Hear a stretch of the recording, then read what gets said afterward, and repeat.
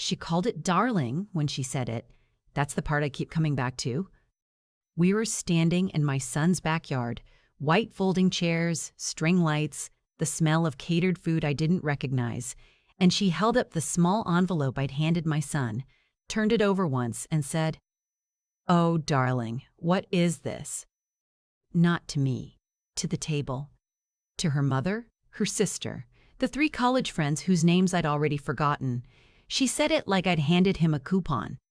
My son looked at the envelope, then at her, then at me. He shrugged. "Mom, maybe next time just bring something off the registry." I picked up my purse. I said I wasn't feeling well. I drove home in the dark with the radio off. That envelope had a cashier's check inside for $12,000 and a handwritten note that said, "For whatever door this opens next." I'd written it at my kitchen table the night before, in the good pen I keep in the junk drawer. I took the check back with me when I left. That night, I sat in my chair by the window, the one that looks out over the parking lot of my apartment complex, and I thought about a conversation I'd had with my accountant 3 weeks earlier. He'd been after me for months to finalize some paperwork. I'd kept putting it off. I'm not a procrastinator by nature, but some decisions feel permanent in a way that makes you want to leave a little more time. I picked up the phone and called him the next morning. "Move forward," I said. "All of it." He paused. "Then I'll write Constance. I'll get the documents ready. Let me tell you something about the apartment." People always react to the apartment. I've had this conversation many times over the years, mostly with my accountant, occasionally with my attorney, and twice with my son before he stopped asking. It's a 2-bedroom on the 4th floor of a building in Decatur, Georgia. The carpet is beige. The pipes knock in winter. The parking lot light outside my window flickers every 3rd night, and the building manager keeps saying he'll fix it. I have lived here for 19 years. My son finds this embarrassing. His wife finds it beneath her. Her mother, who visited once, actually asked me whether I was on any kind of assistance. I smiled and said no. What I did not say was that I own the building. I also did not say that I own 11 other residential properties in the Atlanta metro area, that my brokerage account has not dipped below $4 million in 6 years, and that the LLC that holds most of my assets was established in 1987, before my son was born, before his father left, before I figured out, slowly, quietly, on my own, exactly what I was doing. I grew up with nothing. I mean that plainly, without drama. My mother worked 2 jobs. We shared a car until I was in my 20s. I learned early that money is either a tool or a trap, and the difference is whether you understand it. I became a bookkeeper, then an accountant. Then I started buying small properties. Nothing impressive at first, a duplex here, a single family there, and I reinvested everything. I lived carefully. I drove the same car for 11 years. I kept the apartment because it was rent stabilized and because, honestly, I liked the view. My son grew up comfortable but not spoiled. I paid for his college. I helped with his first car. When he met his wife at a work conference in Charlotte, I flew out to have dinner with them, and I noticed immediately that she was the kind of person who announces the restaurant before anyone has agreed to it. Her name is Adrienne. Her family runs a chain of dry cleaning businesses across 3 counties and, I gathered over time, considers themselves something of a dynasty. When my son told me they were engaged, I said, "She seems very sure of herself." He thought I meant it as a compliment. I did not. The wedding was 3 years before the party. I paid for more of it than I was asked about. I did this quietly, through my son, and I asked him not to mention it to Adrienne's family. He agreed and then, I believe, forgot entirely. By the time their son was born, my grandson, whom I will call the best thing to come out of the last decade, I had settled into a relationship with Adrienne that I can only describe as a long, careful detente. She was polite to my face. I was polite to hers. We both understood something that neither of us said. She thought I was a retired bookkeeper living on savings and the goodwill of rent stabilization. I let her think it. It wasn't a performance exactly. It was more like a choice I'd made long ago that had simply never been revised. I didn't talk about money. I didn't display it. What would be the point? The life I'd built suited me. I wasn't interested in a bigger apartment or a newer car or any of the things that money is supposed to signal. My son knew I was comfortable. He didn't know the scope of it. That had always been intentional. Children who know the size of the safety net often stop learning to walk. So I watched him. Over those years, I watched him take a job he didn't love because it paid well. I watched him buy a house in a neighborhood that impressed Adrian's mother. I watched him agree to things in meetings and at dinner tables, and I suspected in his own home, without always understanding what he was agreeing to. He is a good man. I want to be clear about that. He has a gentle heart and he laughs too loudly at his own jokes, and he still calls me every Sunday morning, even when things were strained. But he had been shaped over those 3 years of marriage into someone who checked Adrian's expression before answering a question. That's not love, that's weather watching. His company threw him a party when he made senior director. Adrian organized it at their house, invited 40 people, and requested that everyone come ready to celebrate. The invitations were printed. There were florals. I brought the envelope. I thought about it carefully. $12,000 was meaningful without being theatrical. The note mattered more to me than the amount. I wanted him to have something that felt chosen, not just sized. When Adrian held up that envelope and laughed, and she did laugh, a short, bright, dismissive sound, something changed in me. Not anger. Something quieter than anger. Something more like the click of a lock turning. I drove home. I called my accountant in the morning. What I had asked him to prepare some weeks earlier was a revision of my estate documents. For years, my will had been straightforward.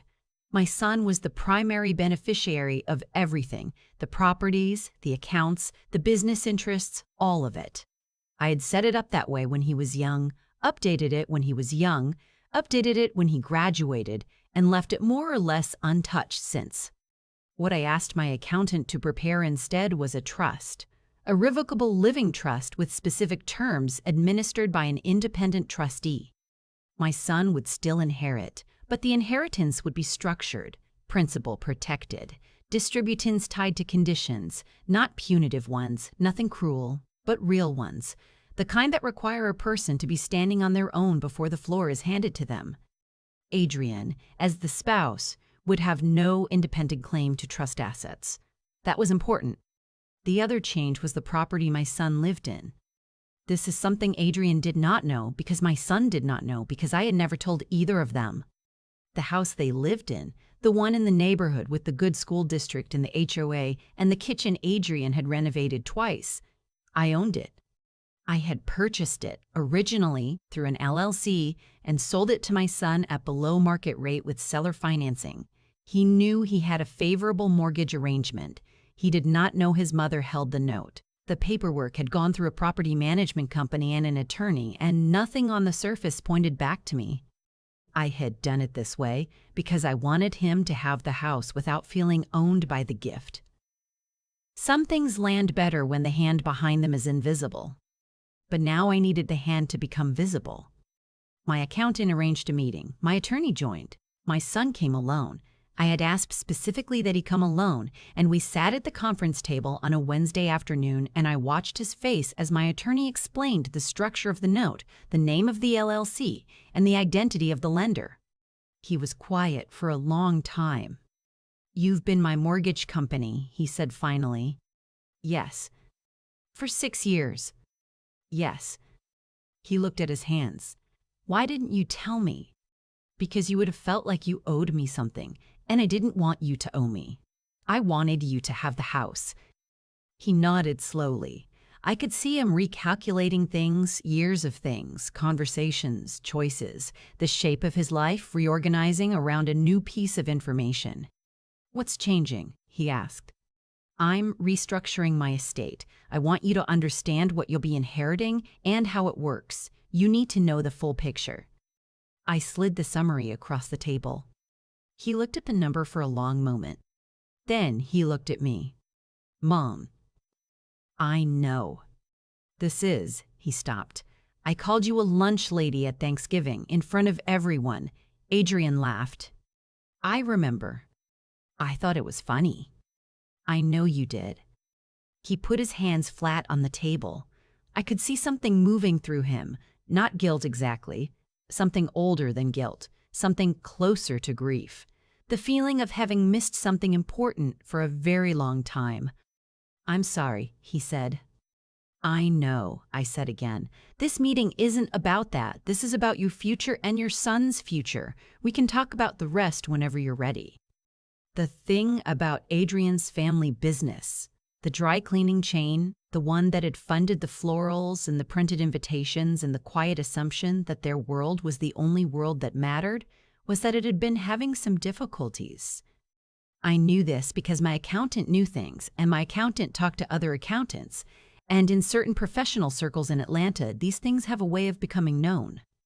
There had been some irregularities, the kind involving tax reporting, contractor payments, and a specific set of transactions that had apparently been structured in a way that someone, somewhere, would eventually take an interest in. I did not cause this. I want to be clear. I did not report anything, did not make any calls, did not point any fingers. The investigation was already underway before my son's party. I had known about it in general terms for a couple of months. What I had done, the only thing I had done, was make sure my son's financial interests were cleanly separated from theirs. When the notice came, it came on a Thursday. Adrian called my son at work. He called me. Her family is being audited, he said. Federal. Mom, it's bad. Are your finances separate from theirs? Yes. We've always kept separate accounts. Good. And the house. I know about the house now. Then you're protected. He was quiet for a moment. You knew, didn't you? Not that you caused it. I don't think that. But you knew it was coming.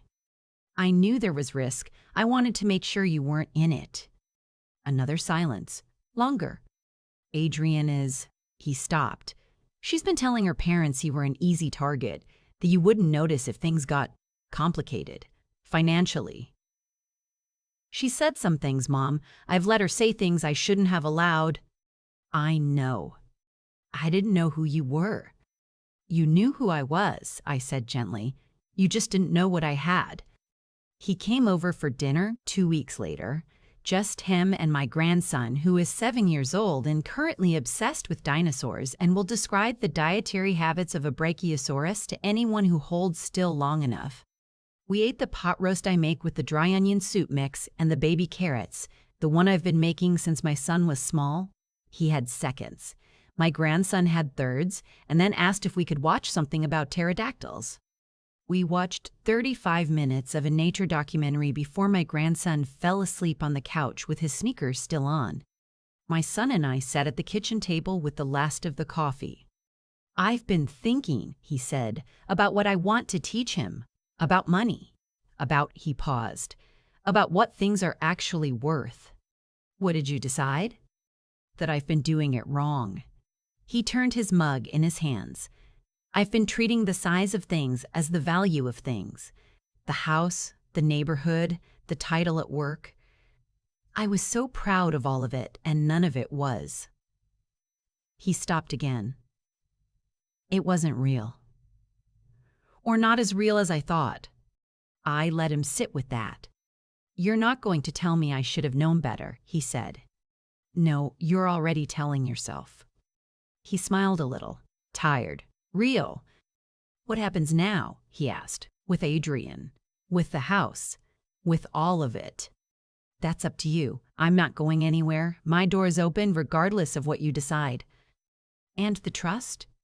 Still there, still yours, with conditions that I think are fair, which you're welcome to review with your own attorney and tell me if you disagree.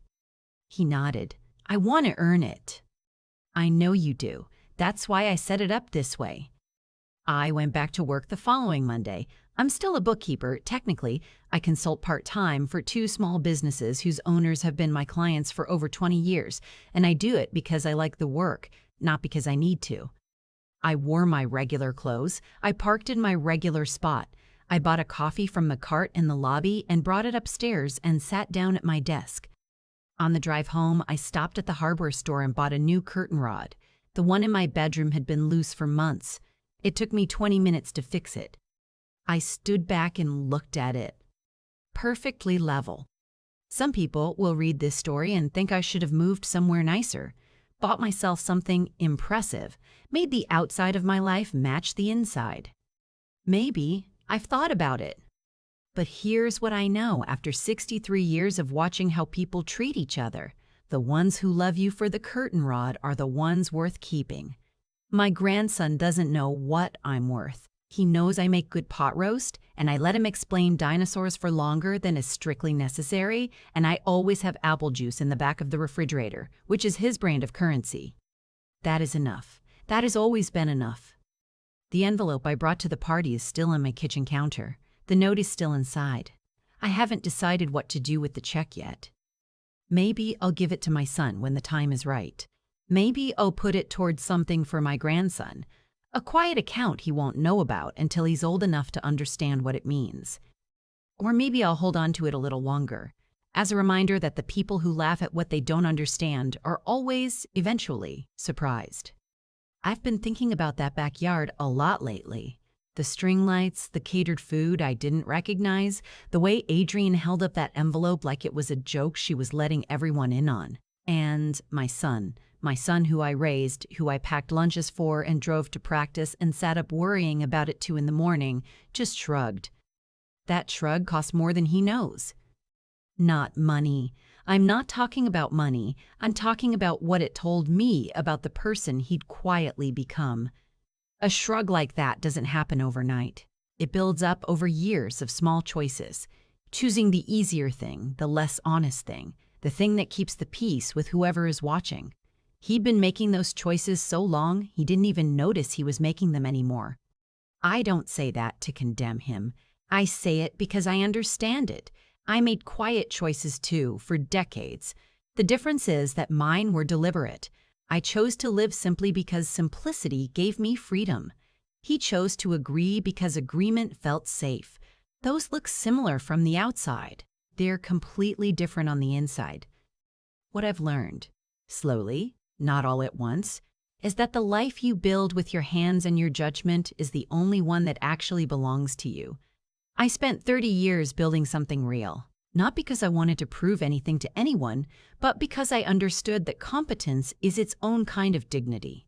You can't take that from a person. You can laugh at their envelope. You cannot touch what they actually are. My son is starting to understand this now. When he sat across from me at that conference table and looked at the number on the page, I didn't see shock or greed. I saw a man doing math on his own life, adding up what he'd valued, subtracting what he'd assumed, trying to find where the calculation had gone wrong. That's not a comfortable feeling. It's a necessary one. I think about my grandson, 7 years old, explaining pterodactyls with complete authority and zero concern for whether anyone is impressed. He doesn't know yet that the world will try to teach him that worth is measured in visible things. I want him to learn it differently, not from a lecture. Children don't learn from lectures, but from watching how a person actually moves through the world, whether they keep their word, whether they do the harder, more honest thing when no one is asking them to, whether they stay standing when something knocks them sideways. That's what I tried to give my son all those years ago, and what I'm hoping he finds his way back to now. Not the trust, not the properties. Those are just tools. What I want for him is the part that earns the tools, the steadiness, the clear-eyed reading of what's real, the refusal to shrug. Adrienne laughed at an envelope. She didn't know what was inside it. More than that, she didn't know what was inside me, and she never thought to ask. That's a failure of character, not of information. People who move through the world judging what they see at the surface tend to be surprised eventually by what was underneath. The envelope is still on my kitchen counter. I haven't decided what to do with it yet. But I know this, I'm not in a hurry. I never have been. And the things worth having have always been worth waiting for.